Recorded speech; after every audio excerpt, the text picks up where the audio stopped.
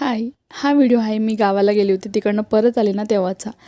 तर याचा long video आपल्या यूट्यूब चॅनलला अपलोड झाला आहे. जर तुम्हाला कोणाला बघायचं असेल तर माझ्या बायोमध्ये लिंक आहे, लिंकवर क्लिक करा आणि व्हिडिओ बघा.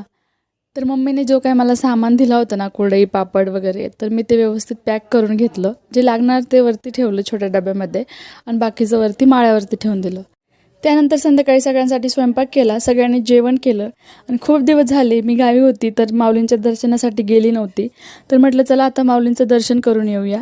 आणि इथं आल्यानंतर ना कितीही गर्दी असू द्या तर इथे वेगळीच शांतता असते, समाधान मिळत असतं.